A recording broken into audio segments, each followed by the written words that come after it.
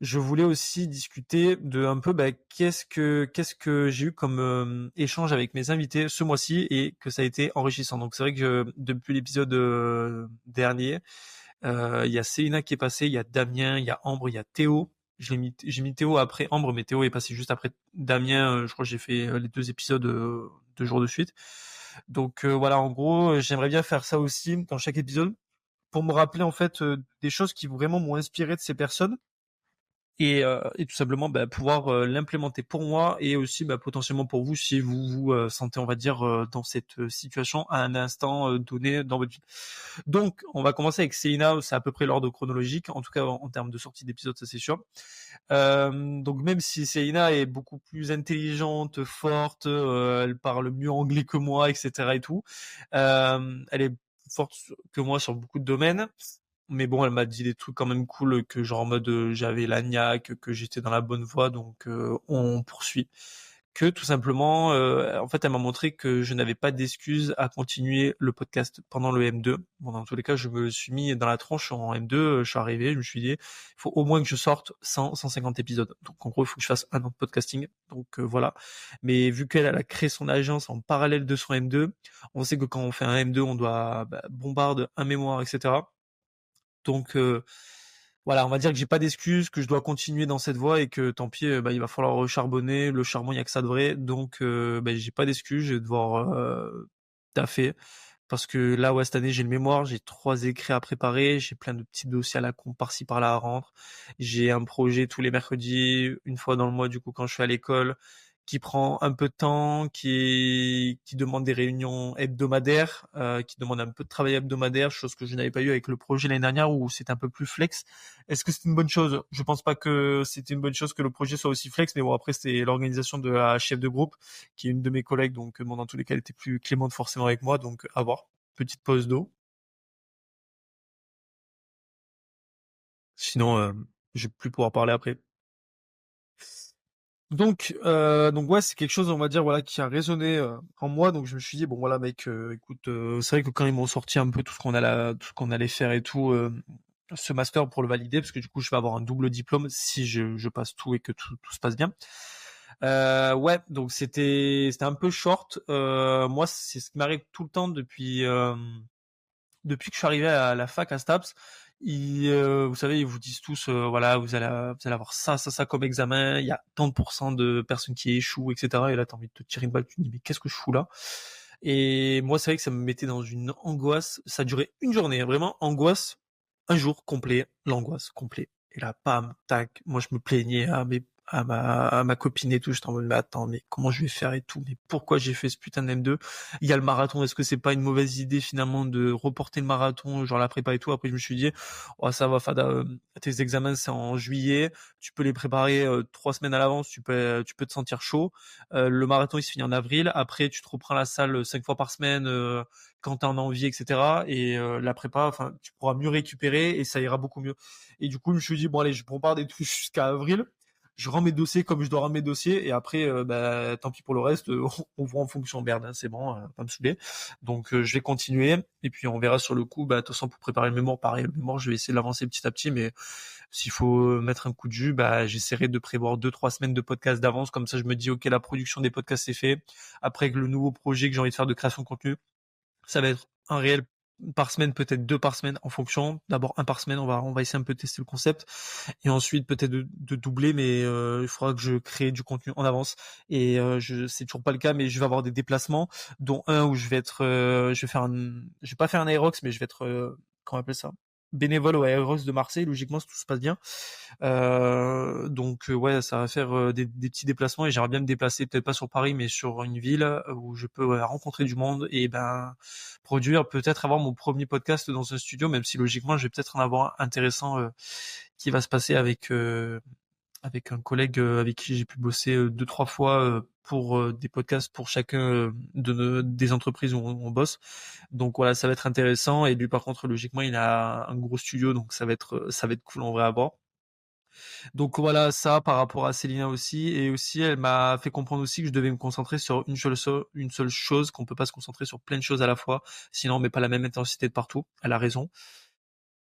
Elle a raison, mais bon, j'ai pas le choix là. Je me suis mis dans la merde cette année. M2 merde, marathon merde, podcast merde et copine merde. Parce que néanmoins, c'est un plus dans ma vie, mais c'est pas la priorité, mais c'est un plus. Mais il faut quand même donner du temps à quelqu'un. Ça, je m'en rends compte. Donc, comme on dit, ça promet. Pour la suite, surtout en 2025, beaucoup de choses vont se passer. Déjà, 2024, c'est la meilleure année, je pense, de ma vie, en termes de rebondissement, de comment je me suis remis en place, etc. Franchement, c'est banger. Il y a que des bonnes choses qui vont se passer et j'ai hâte de la suite. Donc voilà. Ensuite, avec Damien. Donc Damien, en fait, il m'a montré, forcément, il était là pour ça, mais il m'a montré en gros que la mobilité était très importante, que je manquais beaucoup de mobilité moi à titre personnel, même si moi, il me l'a pas dit, hein, mais j'ai pu déduire ça comme ça. Je me manquais beaucoup de mobilité au niveau de l'épaule gauche. Forcément, là, je suis avec les vis que j'ai. Donc voilà ça. Qu'est-ce que je peux dire de plus, que ouais, faudrait que j'amène la mobilité de manière plus ludique dans ma vie. Faire des exercices un peu plus, peut-être un peu plus cool, un peu plus stylé pour que ça passe mieux, pour que je me dise il y a peut-être un but par rapport à ça.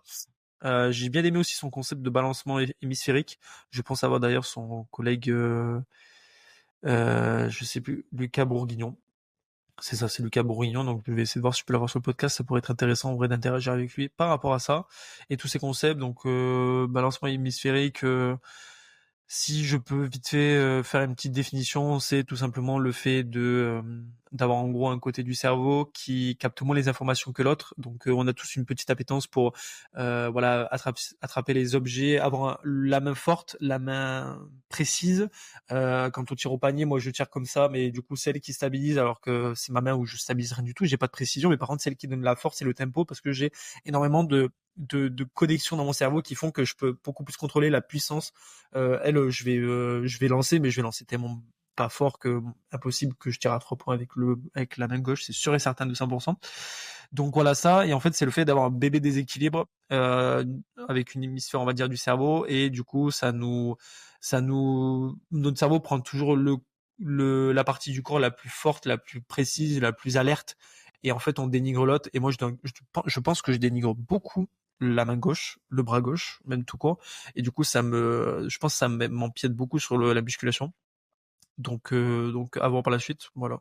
Et aussi, Théo m'a montré que je suis à un truc un élément, un réel, un podcast, j'en sais rien et tout, donc tout change pour moi au niveau de mes projets. Donc je sais pas quand ça va être le cas, je m'en fous de quand ça va être le cas. J'ai hâte que je sache qu'est-ce qui va m'aider à m'améliorer de plus en plus, ou faire connaître mon podcast, ou faire une rencontre qui va complètement changer ma vie professionnellement et personnellement, sportivement, j'en sais rien complet. Je pense qu'il y a déjà des rencontres qui m'ont beaucoup changé.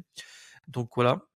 Donc ouais, Damien qui a pris 30 000 abonnés sur un réel, pas à la con, mais que même lui trouve que c'est abusé pour le temps qu'il a passé à le créer, donc c'est-à-dire 5 minutes, pour faire 1 million de vues et prendre 30 000 abonnés net sur son compte. Le réel était bien pensé, parce que du coup ça te donne envie de s'abonner à son compte. C'est pas juste pour dire voilà, je fais un truc à la con, venez sur mon compte. Du coup, ouais, comme il dit, t'es à un truc, un tournant que tout change. Et donc vraiment, je pense que quand un jour je vais revoir le podcast, je me dirai, waouh, c'est chaud quand même, c'est vraiment chaud. Donc voilà. Ensuite avec Ambre, donc Ambre, forcément une personne un peu particulière et tout, c'est vraiment devenu ma pote.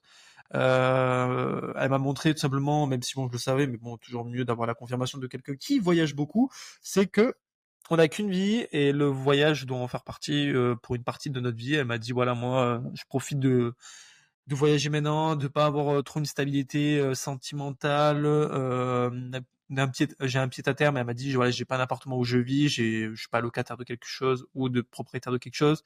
Elle m'a dit voilà, j'en profite à fond. Et elle a bien raison, et j'espère pouvoir moi un peu plus bouger à partir de l'année prochaine, une fois les études finies, pour simplement voilà découvrir le monde, parce que je manque de découverte, et je pense que ça va énormément euh, changer ma vision de faire, de voir les choses, d'être, tout changer. Donc j'ai hâte que ça arrive, et voilà, elle m'a dit que la rencontre c'était hyper enrichissant, et que voilà, ça va me changer à jamais, donc j'ai trop hâte. Ensuite, le dernier invité que j'ai eu pour ce mois-ci en tout cas, c'est vrai que j'ai pas fait pour Julien, mais Julien, je préfère le décaler au prochain épisode. J'en parlerai un petit peu forcément, mais voilà. Théo Barroso, donc le créateur de la marque pâte à tartiner Gourmandise, donc Gourmandise avec un Z à la place du S et du E à la fin. France, vous mettez et vous l'avez sur Instagram.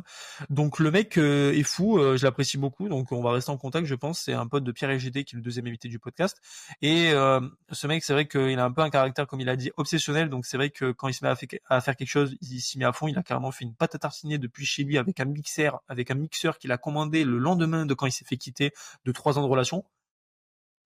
Bon, là, je pense qu'il a eu un pétage de câble dans le cerveau. Bon, moi, ça lui a apporté quelque chose de positif, de créer une pâte à tartiner, de découvrir vraiment encore plus l'entrepreneuriat, passer des certifications d'hygiène, etc. Mais moi, il m'a montré que même des choses, quand tu me dis c'est impossible que je le fasse, ou que genre je suis personne pour le faire parce qu'il faut un laboratoire, il faut une expertise, un métier. Il a vu qu'il pouvait le faire, que tant qu'il respectait les processus d'hygiène, etc. Il pouvait y arriver. Moi, banger à ce mec, franchement, c'est incroyable. J'ai hâte de la goûter, donc je vais pas participer aux précommandes, mais j'ai hâte de tester ça dès que voilà, et j'espère qu'il sera disponible en grande distribution comme ça on pourra tous en procurer. Et qui sait peut-être qu'un jour, franchement, au plaisir de si le podcast marche, etc. Qu'un jour il me dise est-ce qu'on peut sponsoriser le podcast ou je peux te sponsoriser toi, enfin pas te sponsoriser, mais avoir un petit partenariat et que du coup je puisse recevoir ces pâtes à tartiner et être content de les présenter à tout le monde. Donc voilà, donc le mec, ouais, il m'a montré aussi que j'avais pas d'excuses aussi à continuer ce que je faisais à côté parce que bah comme moi, il a un CDI qui lui permet justement de pouvoir avoir un appartement, le payer, investir un peu des sous qu'il met de côté à chaque fois bah, pour le projet. Donc il a quand même mis des sous-sous, il m'a dit. Je crois que entre 6 et 7 000 euros, je crois qu'il a mis sur le projet Gourmandise. Donc c'est quand même pas mal entre la création du site internet et tout, les précommandes, faire des stocks, envoyer à quelques créateurs de contenu qui sont un peu ses collègues pour promouvoir le produit. Donc ouais, il m'a montré que voilà quoi, même quand t'as un job, que t'es très sérieux au niveau de la salle, l'hygiène à fond, pareil, dormir assez suffisamment et tout, tu peux faire des choses. Donc voilà, là il n'y a plus d'excuses. Ensuite, donc fini la parenthèse sur les invités.